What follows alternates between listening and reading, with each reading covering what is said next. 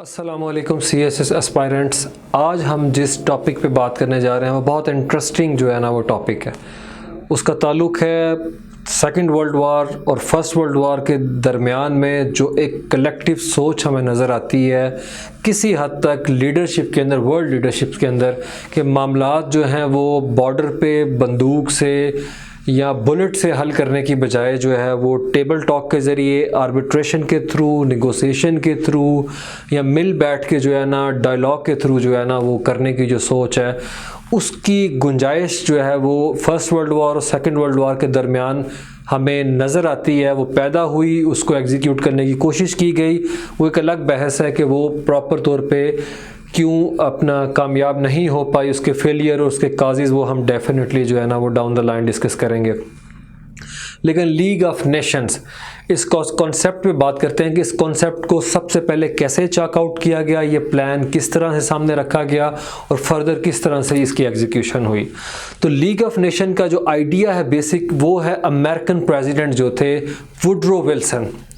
उनका ये आइडिया है और उनके 14th पॉइंट का ये हिस्सा है जो कि ट्रीटी ऑफ वर्सेल, जो कि अपना साइन जब किया जा रहा था, जब उस पर नेगोशिएशन हो रही थी और अपना उस वक्त वुडरो विल्सन साहब को जब मौका दिया गया तो उन्होंने ये एक्सीलेंट और फैंटास्टिक जो 14 पॉइंट्स अपने वो उन्होंने टेबल किए, वो उन्होंने सामने रखे, जिसको भरपूर तरीके से जो है ना वो पजीराई दी गई जिसको। तो उनका आइडिया था, अगर हम उनके आइडिया का जिस निकालें कि उसका क्रक्स क्या था आइडिया का, तो वो ऐसी वर्ल्ड पार्लियामेंट बनाना चाहते थे जिसके अंदर एक इंटरनेशनल ऑर्गेनाइजेशंस हो, जिसमें म्यूचुअली अंडरस्टैंडिंग के साथ बाहम बैठ के मामलात का हल, तस्फिया तलब जो मामलात हैं उनका हल जो है वो ढूंढा जाए।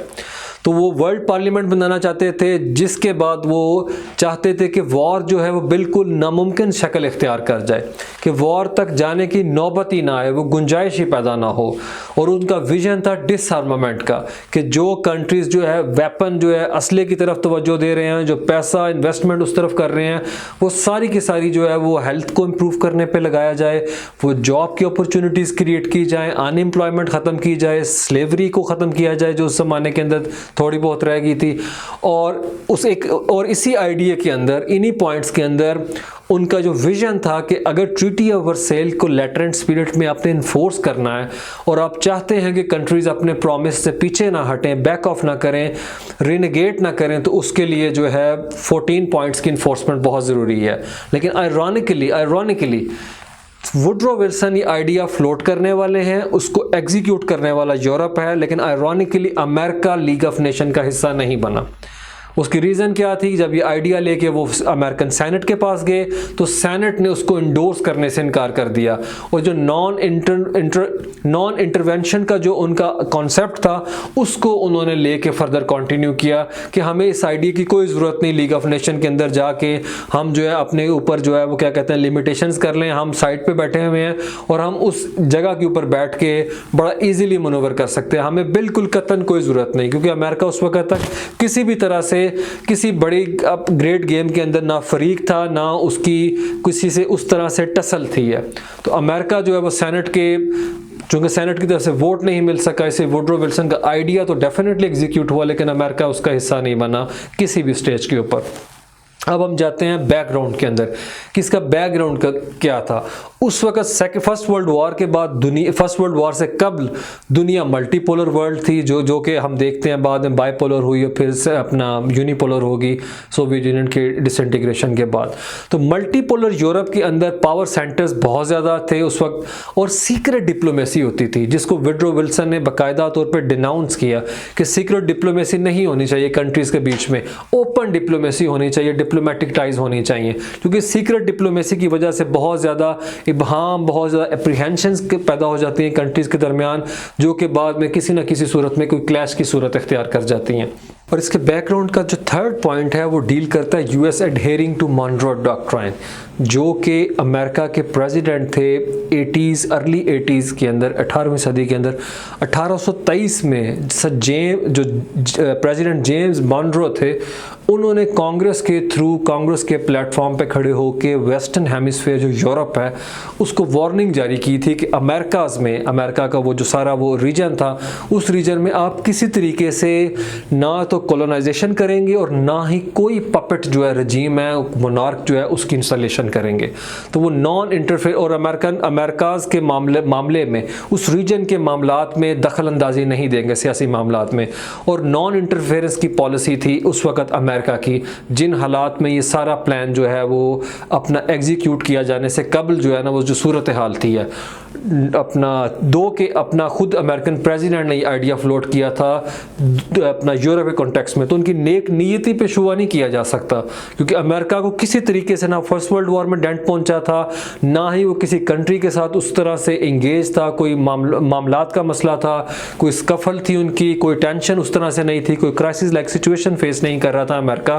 तो लेकिन उस वक्त का जो बैकग्राउंड था उसमें मल्टीपोलर हमें यूरोप नजर आता है, सीक्रेट डिप्लोमेसी नजर आती है, पावर सेंटर डिफरेंट नजर आते हैं हमें जो अपना यूरोप के अंदर। और अमेरिका की पॉलिसी जो है वो जो प्रेसिडेंट जेम्स मॉनरो की पॉलिसी थी कि यूरोप वहां पे इंटरफेरेंस ना करे, और नॉन इंटरफेरेंस की पॉलिसी अमेरिका की थी towards rest of the world. और फर्स्ट वर्ल्ड वॉर जो है वो ट्रिगर हो चुकी हुई थी। तो उसके बाद डेफिनेटली जब जंगो जदल ख़त्म हो चुकी, विनिंग एंड्स और लूजिंग जो अपना पार्टी थी, ट्रीटी ऑफ वर्सेल के ऊपर पैक्ट जो है वो साइन हो चुका था। और उस वक्त में जब सब वुडरो विल्सन ने ये प्लान को टेबल किया तो उसकी बहुत ज़्यादा जो है वो अपना पजीराई हमें नज़र आती है। अब हम फर्दर चेक करते हैं कि ये ऑर्गेनाइजेशन जो थी लीग ऑफ नेशन जब बनाई गई तो इसका चार्टर क्या था, इसका मैंडेट क्या था, इसकी पावर्स क्या थी और इसकी क्या डिस्टिंक्शन थी।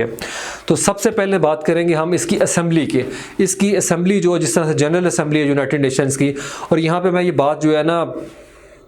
मेंशन करना चाहूँगा, it is very pertinent to mention here कि यूनाइटेड नेशंस का जो स्ट्रक्चर है वो उसी जगह के ऊपर, उसी स्ट्रक्चरल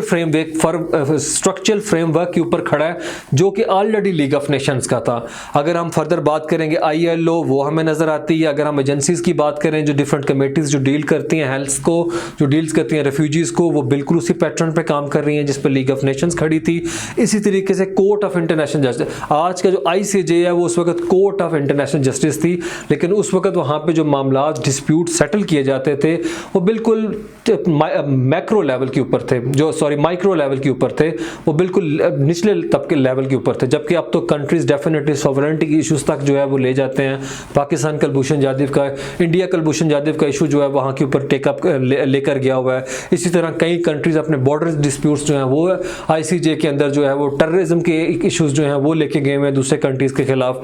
लेकिन उस वक्त निचले पैमाने के जो इश्यूज थे उनको वहाँ के ऊपर जो है वो सेटल डाउन किया जाता था। लेकिन उस वक्त जो ऑर्गेनाइजेशन का जो एक चीज़ जिसके ऊपर उन्होंने मामला को जो उस वक्त उनका जो कॉन्स्टिट्यूशन था उसमें बड़ी एम्बिग्विटी की लैकूना बड़ा छोड़ दिया गया। उन्होंने कहा कि decisions have to be unanimous. अब 50 मुल्कों का एक बात पे मुत्तफिक होना बहुत वो नामुमकिन सी बात लगती है। अगर एक कंट्री जो साहिब फरीक है, जो वो किसी डिस्प्यूट का हिस्सा है, अगर वो अकेला नहीं मानेगा उस बात को और रेस्ट ऑफ द जो अपना के मेंबर्स हैं वो उसके ऊपर जो है एक राय रखते हैं, उसके बावजूद जो है वो यूनानिमस डिसीजन नहीं लिया जा सकता। तो ये बहुत बड़ा जो है अपना इसके अंदर फ्लॉ था, जिसको फर्दर देखा गया कि इसकी जो डिसइंटीग्रेशन थी या डिबाकल हमें नजर आता है इस लीग ऑफ नेशन का अटर फेलियर, उसके अंदर इस पॉइंट का जो है वो अपना मेंशन करना और इसकी याद दहानी बड़ी ज़रूरी है कि डिसीजन यूनानिमस होना वो बिल्कुल एक नामुमकिन सी जो है वो सूरत नज़र आती है। फिर जो कौंसल थी इस ऑर्गेनाइजेशंस की, वो चंद स्मॉल जो अपना इंपॉर्टेंट कंट्रीज थे जिसको आप कह सकते हैं उस वक्त उन पर क्रिटिसिज्म किया गया कि उन्होंने मोनोपली बनाई है, मोनोपोलिस्टिक ट्रेंड है उनका। उसमें फ्रांस है, उसमें जापान है, उसमें UK है, उसमें इटली है और चंद दीगर ममालिक थे। अब इस बात को आप जहन में रखें कि ये वो कंट्री हैं जो फर्स्ट वर्ल्ड वॉर के विनिंग एंड के ऊपर अलाइड फोर्सेस थी। इन्होंने लीग ऑफ नेशंस बनाई और CSS एस्पायरेंट्स जो सेकेंड वर्ल्ड वॉर के विनिंग थे, अलाइड पावर्स जो कि एक्सिस पावर्स के अगेंस्ट विनिंग फोर्सेस थी, उन्होंने यूनाइटेड नेशंस बनाई। आज हम P5 जो परमानेंट 5 कंट्रीज नजर आते हैं आपको, ये वही फोर्सेस हैं जो कि विनिंग एंड के ऊपर खड़ी हुई थी। अब आप देखें लीग ऑफ नेशन का आइडिया तो फ्लोट किया गया था वुडरो विल्सन की तरफ से, लेकिन यूरोप ने क्या किया, उन्होंने जर्मनी को 1926 तक इसमें शामिल नहीं किया जो कि लूजिंग एंड के ऊपर खड़ा हुआ था। तो इससे अंदाज़ा होता है कि बदनीति का कि जब ये बनाई गई तो फ्रांस और यूके की तरफ से डेफिनेटली रेजिस्ट किया गया होगा कि जर्मनी को इसका हिस्सा नहीं बनाना। तो तकरीबन 6 साल तक जो जर्मनी है वो इसका हिस्सा नहीं था इस लीग ऑफ नेशंस का, जो कि डेफिनेटली डिस्प्यूट सेटलमेंट्स के लिए बनाई गई थी ताकि वॉर ना हो। तो कौंसल जो है वो जिसमें ये चंद ममालिक शामिल थे जिनकी मोनोपोली एक तरह से थी, जो क्रिटिसिज्म इन पे था कि वो 4 से 5 दफ़ा साल में सालाना जो है उनकी 4 से 5 मीटिंग्स होती थी। फिर इसमें फर्दर एजेंसीज बनाई गई थी जिसमें कमेटीज थी जो कि हेल्थ सेक्टर को डील करती थी, इकोनॉमी के मामलात को डील करते थे। कोर्ट ऑफ इंटरनेशनल जस्टिस बनाई गई जो कि अपना निचले लेवल के जो मामलात हैं कंट्रीज़ के दरमियान में उसको डिस्प्यूट्स को जो है वो एड्रेस करते थे और उन पर फैसला करते थे। लेकिन उसके बावजूद कोर्ट के जो है अपना कोर्ट ऑफ इंटरनेशनल जस्टिस के जो अपने डिसीजंस हैं, जिस तरह आज आईसीजे के डिसीजन बाइंडिंग नहीं, कंट्रीज़ अपने सॉवरेनिटी का जो कॉन्सेप्ट है उसको इन्वोक करके इनकार कर देते हैं फैसले को मानने से। हमने देखा अमेरिका जो है उसने इनकार किया कई केसेस के अंदर। इसी तरीके से पाकिस्तान और इंडिया के मामले में हम देख रहे हैं कि जिस तरह से कोर्ट ने डिसीजन दिया उसको लेटर एंड स्पिरिट में पूरी दोनों तरफ से तस्लीम नहीं किया गया। सिर्फ जिस हद तक मुमकिन था उस तरह से दोनों कंट्रीज़ ने अपने आप को स्ट्रेच किया, लेकिन उससे ज़्यादा नहीं, क्योंकि सॉवरेनिटी जो है कॉन्सेप्ट है वो उनको इस बात की इजाज़त देता है कि कोई सुप्रीम अथॉरिटी नहीं अदर देन द स्टेट, और स्टेट जो है वो किसी की जो है वो अब डिक्टेशन जो है वो कबूल नहीं करेगी। और ये चीज़ पैसिव अंडरस्टैंडिंग है दोनों एंड्स के ऊपर जब दोनों डॉक में खड़े होते हैं आईसीजे के सामने। और आईसीजे का जो बेंच है उसको भी अंदाज़ा होता है कि हम एडवाइजरी ओपिनियन दे रहे हैं, ये कोई बाइंडिंग प्रिंसिपल नहीं, कोई बाइंडिंग डिसीजन नहीं है। उसके बाद आईएलओ इंटरनेशनल जो अपना लेबर ऑर्गेनाइजेशन थी वो बनाई गई जिसमें वेजेस के मामला डिस्कस किए गए, जिसमें उस वर्किंग जो कंडीशंस हैं उसको बेहतर बनाने के ऊपर बात की गई। स्लेवरी को ख़त्म किया गया इस ऑर्गेनाइजेशन को बनाने के अंदर, ये बड़ा इसका सिग्निफिकेंट पॉइंट था। और रेफ्यूजीज़ के मामलात को जो है वो टेकअप किया गया इसके अंदर। और सबसे उसके अलावा जो सेक्रेटेरिएट बनाया गया जिसका काम था कि सबको मिल के लेके चलना, जो जिसमें वो बुरी तरह से हमें फेल जो है वो नज़र आता। अब आगे हम बात करते हैं इसकी पावर्स क्या थी। मैंडेट की अगर हम इसकी बात करेंगे, इसका मैंडेट क्या था? क्या मैंडेट इसका यही था कि जंगो जदल से दुनिया को बचाया जाए, डिसआर्मामेंट की पॉलिसी जो है उसको किसी तरीके से इन्फोर्स किया जाए। लेकिन वो हमें नज़र इसलिए नहीं आती क्योंकि सारे फरीक उस पर ऑन बोर्ड नज़र नहीं आते। 6 साल तक जर्मनी उसका हिस्सा नहीं था, की प्लेयर जो अमेरिका है वो शामिल इसके अंदर नहीं था। फिर हम देखते हैं जैसे ही इसके ऊपर क्या कहते हैं थोड़ा सा किसी ऐसे फरीक के ऊपर जो कि डेफिनेटली बड़ा इंपॉर्टेंट है, जापान की अगर हम एग्जांपल दें तो जो मंचूरिया का इंसिडेंट हुआ उस पर हम फर्दर बात करेंगे। तो जापान पे जैसे ही प्रेशर एक्सर्ट किया गया जापान क्विट कर गया लीग ऑफ नेशन से। तो अगर हम इसकी पास पे अब बात करते हैं तो आर्टिकल 10 जो है वो जो कोवेनेंट का जो एग्रीमेंट था वो बताता है कि मेंबर्स जो हैं वो उन्होंने प्रॉमिस किया है कि वो जनाब क्या कहते हैं अपने जो भी उन्होंने अपना इसके अंदर अपना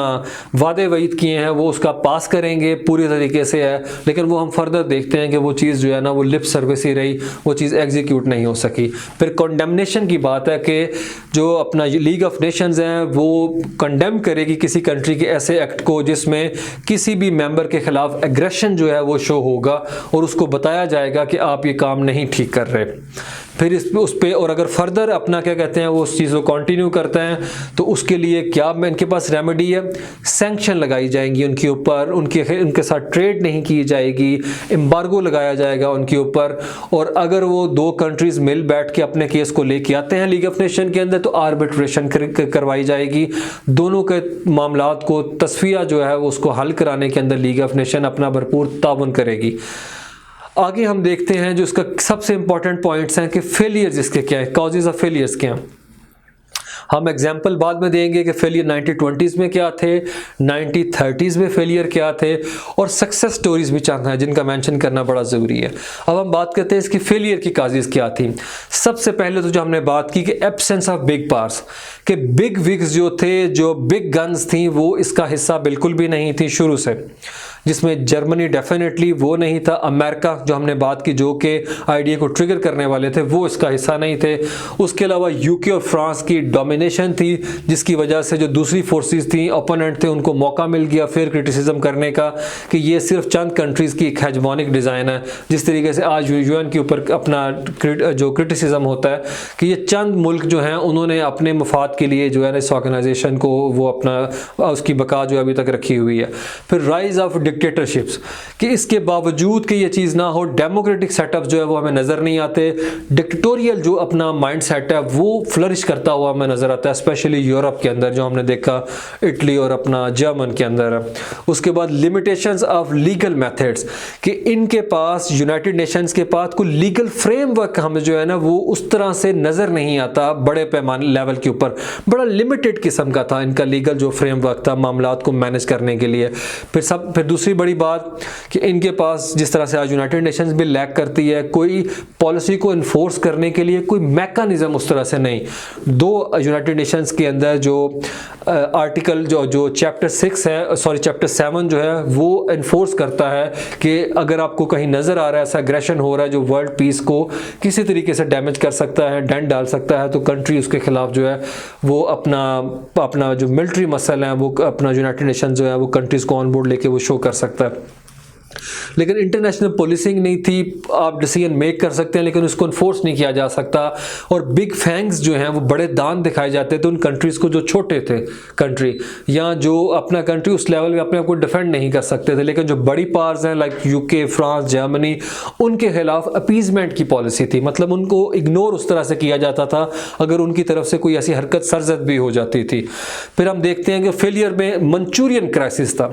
ये नॉर्थ ईस्टर्न जो प्रोविंस है चाइना का, उसको कहते हैं मंचूरिया। 1931 के अंत से लेकर 1933 तक ये क्राइसिस जो है वो रहा। रीजन इसकी क्या थी कि जापान इन्वेजन करना चाह रहा था उस रीजन के अंदर है,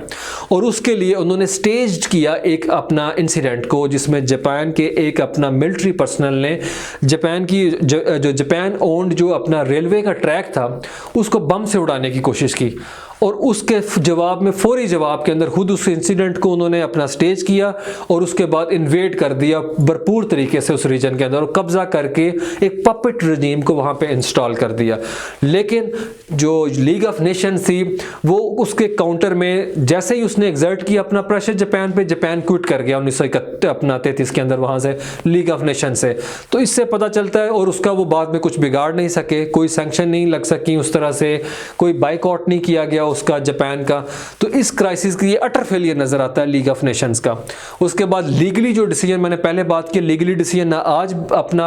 वो कोई कंट्री बाउंड है यूएन के डिसीजन को अपना मानने पे, आईसीजे के डिसीजन को मानने पे, ना कभी तब तक। रीजन क्या थी उसकी, जो सॉवरेनिटी का कॉन्सेप्ट है वो उनको एज देता है, वो उनको माइलेज देता है कि वो किसी भी कंट्री को या किसी भी सुप्रीम अथॉरिटी जो अपने आप को कंसिडर करती है उसको रिबट कर दें, उसको जो पूरी तरीके से मानने से इनकार कर दें सॉवरेनिटी के कॉन्सेप्ट को इन्वोक करते हुए। उसके बाद लैक ऑफ कोऑपरेशन, कंट्रीज के दरमियान में वो जो सेंस ऑफ एम्बैरेसमेंट थी लूजिंग पावर्स को, वो एक लंबे अरसे तक चली, क्योंकि वो आपने देखा होगा ग्रज किस तरह पालते हुए वो 1939 तक ले गए जो सेकंड वर्ल्ड वॉर बनी। तो इस तरीके से यूरोप के अंदर जो टेंशन थी वो पूरी तरीके से खत्म नहीं हुई। तो वो जो बदनीति पे मबनी मामला थे, सीक्रेट डिप्लोमेसी थी, वो किसी ना किसी हद तक जो है ना वो बैकडोर चैनल के थ्रू वो कार फरमा रही। तो लैक ऑफ म्यूचुअल कोऑपरेशन हमें नजर आता है कंट्रीज के दरमियान। अगर कोई डिसीजन कर दिया गया है तो उसकी इंप्लीमेंटेशन किसी ने नहीं की, मतलब देखो easily shrug of the shoulders के नहीं हम नहीं मानेंगे, आप क्या कर सकते हैं। तो इस तरीके से मामलात में वो मामला आगे चल नहीं सका भरपूर तरीके से। और सेपरेट लाइंस ऑफ थॉट्स थी, एक ही जगह के ऊपर बैठे हुए जो डिफरेंट जो लोग थे, सारे के सारे जो लीडरशिप थी वो अपना उस वक्त लीग ऑफ नेशंस की, वो हर कोई अपने थिंकिंग पैटर्न के मुताबिक अपने मुफाद के तौर पे सोचता था। वो कलेक्टिव अप्रोच जो है जो हमें आज किसी हद तक नजर आती है यूनाइटेड नेशंस में, वो तब लीग ऑफ नेशंस का हिस्सा नहीं थी। Excuse me. अब हम देखते हैं इसके फेलियर क्या थे जो 1920s में थे। सून आफ्टर, जब जैसे ही ये चीज़ बनी उसके बाद जो है सून आफ्टर इट अपना कम इनटू बीइंग, तो उसके बाद किस तरीके से शुरू में ही इसको डेंट पहुंचाया गया, वो थी Russian Polish war. Russian Polish war को ख़त्म कराने में लीग ऑफ नेशन बुरे तरीके से नाकाम हो गई। दोनों फरीक अपने अपने पॉइंट से पीछे हटने को तैयार नहीं थे। अब शुरू में जब स्टार्ट के अंदर ही ये चीज़ इस्टेब्लिश हो गई तो उसके बाद वो जो बड़ी पावर्स थी उनको अंदाज़ा हो गया कि ये एक टीथलेस जो है ना वो टाइगर है, ये कुछ नहीं कर सकता अगर हम कोई अपना जो एडवेंचर करना चाहें उस तरह से। फिर ग्रीस टर्की की वॉर में हमें नज़र आता है कि लीग ऑफ नेशन बिल्कुल पूरी तरीके से जो है वो हमें लगता है उसमें मुअत्तल के तौर पे रही, लिप सर्विस रेटरिक की हद तक रही, लेकिन वो एक्चुअली जो है वो प्रैक्टिकली कोई अपना जो है वो अपना इन्फ्लुएंस एग्जर्ट नहीं करवा सकी और उनको पीछे नहीं हटा सकी उसका फल से। जी CSS एस्पिरेंट्स, तो हम बात करते हैं अब 1930s के अंदर जो फेलियर थे। 1930s में जो सबसे बड़ा फेलियर जो उसके स्टार्ट में था 1931 से लेके ऑनवर्ड 33 तक रहा, वो मंचूरिया का क्राइसिस था, जो मंचूरिया अफेज उसे कहते हैं। मैंने आपको पहले बताया कि नॉर्थ ईस्टर्न जो प्रोविंस था चाइना का, उसको स्टेज्ड एक अपना क्या कहते हैं इन्वेजन के थ्रू जो है वो अपना कैप्चर कर लिया गया और वहाँ पे पपेट जो है अपना इंस्टॉलेशन की गई। वहाँ पे जो अपना गवर्नमेंट का सेटअप है वो जापान ने अपनी मर्जी का लगा दिया। उसको उसके हवाले से लीग ऑफ नेशन जो है वो बिल्कुल जो है वो टीथलेस नज़र आती है हमें। उसके अलावा बाद में स्पेनिश सिविल वॉर हुई 1936 से ऑनवर्ड 39 तक, उसके अंदर भी लीग ऑफ नेशन बिल्कुल जो है वो हमें पैरालाइज नज़र आती है और प्रैक्टिकली जो है वो सैंक्शंस वो प्रैक्टिकल मैयज लेने में वो बिल्कुल टोटली जो है वो उसका फेलियर नज़र आता है। लेकिन सक्सेस स्टोरीज़ की अगर हम बात करें तो पार्शली जो है ना वो क्या कहते हैं किसी हद तक हम कह सकते हैं कि जो इसका मकसद था वो लिमिटेड लेवल के ऊपर जो है ना उसको अचीव कर लिया गया। लेकिन उन कंट्रीज़ के मामलात को हल कराने के अंदर जो है वो हमें बड़ी इफ़ेक्टिव नज़र आती है लीग ऑफ नेशन। जो कंट्रीज़ जो हैं वो पावर पॉलिटिक्स का उस तरह से हिस्सा नहीं थे यूरोप के अंदर। फॉर इंस्टेंस यूगोस्लाविया, अल्बानिया, इसके इशू को जो इसके डिस्प्यूट्स को सेट करवाया गया। यूगोस्लाविया के ट्रूप्स को बॉर्डर से पीछे हटा दिया गया फोर्स करके, सैंक्शन के अपना थ्रेट करके। उसके बाद हम देखते हैं मलेरिया जो उस वक्त बहुत बड़ा अपना जो है वो ताउन का मसला था दुनिया में, उसको हैंडल करने के लिए लीग ऑफ नेशंस की जो एजेंसीज़ हैं उन्होंने बहुत ज़्यादा जो है इफेक्टिव रोल प्ले किया। फिर अगर हम ILO की बात करें तो अनएम्प्लॉयमेंट के मामलात को लेके, वर्किंग कंडीशंस बेहतर करने के हवाले से,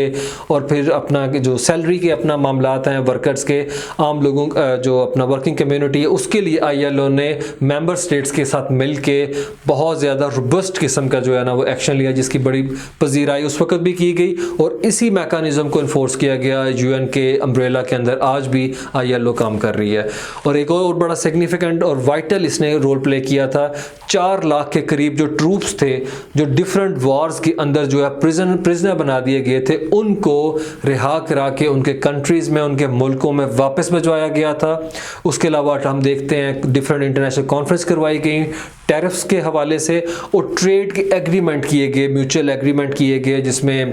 अपना मल्टी अपना एग्रीमेंट से कंट्रीज़ ऑन बोर्ड लिए गए, बायलैटरल एग्रीमेंट से बहुत ज़्यादा ट्रेड को लेके, जिसमें हमें काफ़ी सक्सेस नज़र आती है अपना लीग ऑफ नेशंस के इन मामलात को लेके। और ट्रेड एग्रीमेंट जो है वो उसमें किए गए थे, जबकि हम देखते हैं जो बिगर काज के लिए लीग ऑफ नेशंस बनाई गई थी उसको अचीव करने के लिए हमें जो है ना वो अटर जो है ना वो नाकामी और फेलियर नज़र आता है लीग ऑफ नेशंस का। लेकिन एक बात यहाँ पे मेंशन करना बहुत ज़रूरी है जाते जाते कि लीग ऑफ नेशंस ने अगर कहीं और सक्सेस की ना की हो, उसने रास्ते को हमवार कर दिया यूनाइटेड नेशंस की क़याम के लिए। तो लीग ऑफ नेशंस ने वो जो पेव था उस रास्ते को हमवार किया, जिसके थ्रू यूनाइटेड नेशंस का जो है वो अपना फाउंडेशन वो अपना ले डाउन की गई। और उसके बाद हम ऑनवर्ड्स देखते हैं जो भी जिस तरह के हालात मामलात भी थे, लेकिन UN जो है वो आज पूरी दुनिया के पास, इंटरनेशनल कम्युनिटी के पास एक फोरा है जिसके डिफरेंट फोरम्स हैं, जिसकी एजेंसीज़ हैं, जिसका मैंडेट है, प्रॉपर चार्टर है, जिसके डिक्लेरेशन है प्रॉपर। और उसके अंदर अगर हम अपना क्या कहते हैं उसकी कामयाबी को देखते हैं तो उसका सेहरा भी किसी हद तक लीग ऑफ नेशंस को जाता है, जिसने उसके लिए एक टेम्पलेट जो है वो फ्राहम की। बहुत शुक्रिया, थैंक यू सो मच।